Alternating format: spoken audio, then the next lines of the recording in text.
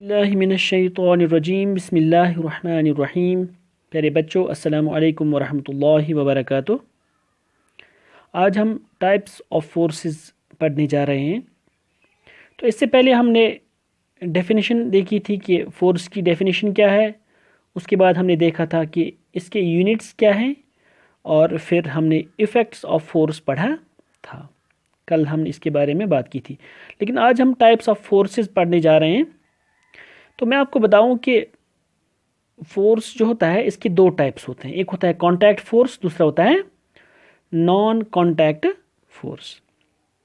तो हम सबसे पहले कांटेक्ट फोर्स पे आते हैं कि कांटेक्ट फोर्स क्या होता है। कांटेक्ट फोर्स को हम कैसे डिफाइन कर सकते हैं। तो मैंने यहाँ पे लिखा है the force which acts due to contact between two bodies is called contact force. Contact force वो फोर्स होता है जब दो बॉडीज एक दूसरे के साथ कांटेक्ट में होती हैं, और उसके बाद जो फोर्स वो एक दूसरे पे एक्ट करती हैं, तो हम उस फोर्स को कांटेक्ट फोर्स कहते हैं। देखिए कैसे, यहाँ पे एक पेन है, तो मैं उसको यहाँ से इसको पुश कर रहा हूँ। ये पेन खुद अपनी जगह से मूव नहीं हो रहा है जब तक मैं इसको यहाँ से दूसरे पेन से पुश कर रहा हूँ। इसका मतलब है कि दो बॉडीज जब तक न एक दूसरे के साथ कांटेक्ट में आ जाएं, देखिए ये जब कांटेक्ट में आ जाती है तब ये मूव करता है, वरना ये ऐसे मूव नहीं करता है। तो इसका मतलब है कि हम इस किस्म के फोर्स को कांटेक्ट फोर्स कहेंगे। तो यहाँ पे इसकी एग्जांपल्स हैं। कांटेक्ट फोर्सेस की एग्जांपल्स क्या हैं?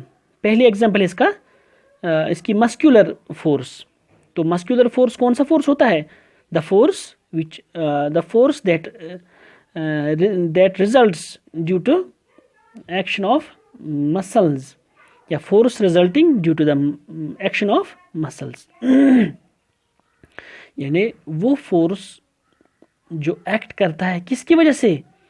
हमारी मसल्स की वजह से। जो मसल्स, जो मस्कुलर फोर्स हम यूज़ करते हैं, मिसाल के तौर पर मैंने यहाँ पे एग्जांपल्स भी दिए हैं। लिफ्टिंग ऑफ वाटर बकेट, हम एक वाटर बकेट ले लेते हैं, एक बाल्टी ले लेते हैं। तो जब हम उसको उठाते हैं तो इसका मतलब है कि हम उसको पुल कर रहे हैं, यानी फोर्स इस पे एक्ट हो रहा है। तो हम इससे यहाँ पे ये समझ सकते हैं कि जो मस्कुलर फोर्स है वो किसकी वजह से एक्ट करता है?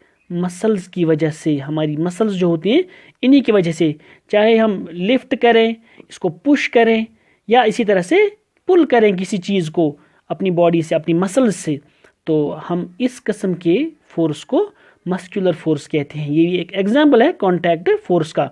इसका मतलब है कि यहाँ पर ये मस्कुलर फोर्स तभी एक्ट करता है जब दो बॉडीज एक दूसरे के कांटेक्ट में आ जाती हैं। तो हम कह सकते हैं कि जो मस्कुलर फोर्स है ये एक एग्जाम्पल है कांटेक्ट फोर्स का। तो इसी तरह से दूसरी एग्जाम्पल है फ्रिक्शन, या फोर्स ऑफ फ्रिक्शन जिसको हम कहते हैं। देखिए फ्रिक्शन क्या होता है। ये वो फोर्स, मैंने यहाँ पे डेफिनेशन लिखी है इसकी, force responsible for changing the state of motion of objects. यानी वो फोर्स जो किस लिए होता है? जिसकी वजह से ऑब्जेक्ट्स मोशन में आ जाते हैं या उनकी मोशन चेंज हो जाती है। मिसाल के तौर पर हम देख सकते हैं कि इसकी एग्जांपल्स हैं हमारे पास। मैंने यहाँ पे एक एग्जांपल दी है, ball rolling along the ground slows down. तो एक एग्जांपल है, जब हम किसी बॉल को देखते हैं, जब वो ऐसे रोल कर रही होती है ग्राउंड पे, तो वो आहिस्ता आहिस्ता से खुद ब खुद रुक जाती है, उसकी स्पीड कम हो जाती है। क्यों? क्योंकि जिस ग्राउंड पे वो मूव कर रही होती है, रोल कर रही होती है, वो उसको अपना एक फोर्स देता है, जिसकी वजह से वो उसको आगे बढ़ने नहीं देता है। तो मैंने यहाँ पे एक और बात लिखी है, force of friction acts opposite in the direction of motion. यानी जिसमें कोई चीज़ मूव कर रहा होता है, जिस डायरेक्शन में ये मूव कर रहा होता है, उसके अपोजिट में फोर्स ऑफ फ्रिक्शन एक्ट करता है। मिसाल के तौर पर यहाँ पे एक बॉल ले लेता हूँ मैं, एक बॉल है और ये रोल कर रही है ग्राउंड पे, ठीक है। और जब ये बॉल ये इस डायरेक्शन में जा रही है और ये ग्राउंड जो है ये इसको अपोज करता है, इसको ऐसे अपोज करता है, इसको आगे बढ़ने नहीं देता, आहिस्ता आहिस्ता से ये स्लो हो जाता है और फाइनली स्टॉप कर जाता है। तो इसका मतलब है कि जो फोर्स ऑफ फ्रिक्शन है ये भी तब अपना काम करता है, तब एक्ट करता है जब दो बॉडीज कांटेक्ट में आ जाती है। मिसाल के तौर पर यहाँ पे बॉल और ज़मीन ये एक दूसरे के कांटेक्ट में है, तभी यहाँ पे ये फोर्स एक्ट हो पाता है। तो इस तरह से हम कहेंगे कि जो फोर्स ऑफ फ्रिक्शन है ये दूसरी एग्जाम्पल है कांटेक्ट फोर्स की। या इसी तरह से मैंने और एक एग्जाम्पल दिए, bicycle slows down when we stop pedalling it. जब हम एक बाइसिकल की बात करते हैं तो जब हम पैडल करते हैं तभी वो मूव करता है, लेकिन हम जब पैडल करना स्टॉप करते हैं तो आहिस्ता आहिस्ता से वो जो बाइसिकल जो होता है ये स्लो डाउन हो जाता है, ये आहिस्ता हो जाता है। क्यों? क्योंकि जिस ज़मीन पे, जिस रोड पे वो चल रहा होता है वो रोड उसको वहाँ से रेजिस्टेंस प्रोवाइड करता है, वो उसको आगे बढ़ने नहीं देता है, तो जिसकी वजह से ये आहिस्ता आहिस्ता स्टॉप होना शुरू हो जाता है। तो इस तरह से ये दो एग्जांपल्स हैं कॉन्टैक्ट फोर्स की। पहला है मस्कुलर फोर्स और सेकेंड है फोर्स ऑफ फ्रिक्शन। उसके बाद दूसरा टाइप जो है फोर्स का, that is non contact force. देखिए नॉन कॉन्टैक्ट फोर्स क्या होता है, ये कॉन्टैक्ट फोर्स का उल्टा होता है, इसी का रेसिप्रोकल होता है। जब दो बॉडीज कॉन्टैक्ट में हों उसके बाद जब वो फोर्स एक्ट करती हैं एक दूसरे पर, उसको हम कॉन्टैक्ट फोर्स कहते हैं। लेकिन जब दो बॉडीज एक दूसरे के कॉन्टैक्ट में ना हों, जब ये एक दूसरे से दूर हों, उसके बाद जो फोर्स वो एक दूसरे पे एक्ट करते हैं तो हम उसको नॉन कॉन्टैक्ट फोर्स कहते हैं। देखिए किस तरह से ये हम इसकी एग्जांपल्स दे सकते हैं ताकि आप इसको अच्छी तरह से समझ सकते हैं। पहली एग्जांपल मैंने दी है यहाँ पे मैग्नेटिक फोर्स। देखिए मैग्नेटिक फोर्स क्या होता है, force exerted bye a magnet, यानी एक मैग्नेट जो कोई भी फोर्स एक्सर्ट करता है किसी दूसरी चीज़ पर। मिसाल के तौर पर हमारे पास आयरन का एक नेल है, तो जब हम उसको, मैं एक यहाँ पे मैग्नेट ड्रॉ करता हूँ, सपोज एक बार मैग्नेट है ये, ठीक है, और उसके बाद मैं एक नेल के करीब ले जाता हूँ इसको, ठीक है, लेकिन ये नेल जो है ये खुद ब खुद इसके साथ अट्रैक्ट हो जाता है, दूर से अट्रैक्ट हो जाता है इसके साथ। दो बॉडीज कांटेक्ट में आने के बगैर ही ये एक दूसरे के कांटेक्ट में आ जाती है, इसको ये अट्रैक्ट हो जाती है, यानी इसको पुल करता है ये अपनी तरफ, यानी फोर्स इस पर अप्लाई करता है।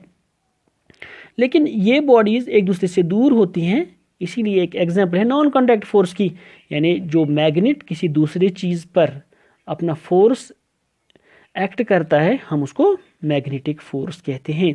या हम ऐसे भी देख सकते हैं, अगर हम दो मैग्नेट्स की बात करें, दो बार मैग्नेट्स की, जो मैग्नेट्स होते हैं इनके पोल्स होते हैं, एक होता है नॉर्थ पोल, दूसरा होता है साउथ पोल। इसी तरह से इसका भी नॉर्थ पोल और यह साउथ पोल। जब हम जो ये मैग्नेट है इसका नॉर्थ पोल इसके साउथ पोल के करीब ले जाएं, यानी थोड़ी सी दूरी रखें, कांटेक्ट में ना लाएं इनको, ये फिर भी एक दूसरे को अट्रैक्ट करते हैं। इसी तरह से अगर मैं कोई यहाँ पे और एक मैग्नेट लाता हूँ तो इसका भी साउथ पोल और नॉर्थ पोल जो है यहाँ पे, तो ये जो दो नॉर्थ पोल्स, दो मैग्नेट्स के यहाँ पे नॉर्थ पोल और नॉर्थ पोल एक दूसरे को रिपेल करेंगी, यानी इसको ये पुश करेगा, तो यहाँ पे क्या होता है, यहाँ पे पुल हो जाएगा ये, यानी यहाँ पे भी फोर्स एक्ट होता है कांटेक्ट में आने के बगैर ही। तो हम इस किस्म के फोर्स को मैग्नेटिक फोर्स कहते हैं। उसके बाद फिर इलेक्ट्रोस्टैटिक फोर्स। देखिए इलेक्ट्रोस्टैटिक फोर्स क्या होता है। इलेक्ट्रोस्टैटिक फोर्स क्या होता है, force exerted bye charged body on an uncharged body, यानी जब कोई चार्जड बॉडी किसी दूसरी अनचार्जड बॉडी पे उस पर फोर्स एक्सर्ट करती है, उसको पुल करती है अपनी तरफ, तो हम उसको इलेक्ट्रोस्टैटिक फोर्स कहते हैं। हमारे पास एक सिंपल से एग्जांपल है, जब हम एक पेन ले लेते हैं, एक नॉर्मल प्लास्टिक जो पेन होता है, इसको हम अपने ड्राई हेयर के साथ रब करें और उसके बाद जो छोटे छोटे पार्टिकल्स, छोटे छोटे अगर हम कागज़ के जो पार्टिकल्स होते हैं उनको ले लें, तो हम उनके करीब फिर ले जाएं, तो वो एक दूसरे से इसकी तरफ अट्रैक्ट हो जाते हैं, यानी दूर से अट्रैक्ट, इसके करीब नहीं ले जाकर हम यहाँ पे ये देख सकते हैं कि अगर हम इसको थोड़ा सा दूर भी रखें तो ये फिर भी इसकी तरफ अट्रैक्ट हो जाते हैं। तो इस किस्म की फोर्स को हम इलेक्ट्रोस्टैटिक फोर्स कहते हैं। लेकिन यहाँ पर हम देख रहे हैं कि इलेक्ट्रोस्टैटिक फोर्स में भी दो बॉडी एक दूसरे के कांटेक्ट में नहीं आ जाती हैं। तो ये एक एग्जांपल है नॉन कांटेक्ट फोर्स की। और इसके बाद फिर ग्रेविटेशनल फोर्स। देखिए ग्रेविटेशनल फोर्स जो है ये कौन सा फोर्स होता है? Force exerted by earth to all the objects lying on it. देखिए मैं आपको समझाऊं पहले कि ग्रेविटेशनल फोर्स क्या होता है।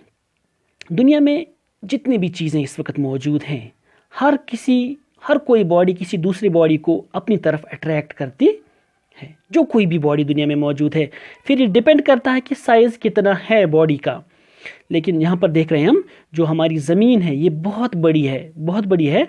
तो हम ये कह सकते हैं कि इसमें जो अट्रैक्शन जो पावर है इसका, वो सबसे ज़्यादा है। तो इसीलिए हम ग्रेविटेशनल फोर्स को यहाँ पर फोर्स ऑफ ग्रेविटी के सेंस में समझेंगे।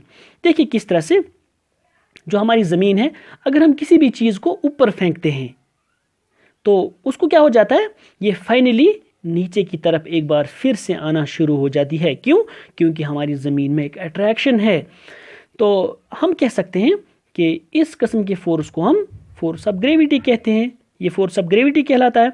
और यहाँ पर चूंकि हम देख रहे हैं कि एक बॉल जो है ये चूंकि ज़मीन से बहुत दूर है, लेकिन ज़मीन इसको फिर भी अपनी तरफ अट्रैक्ट करती है।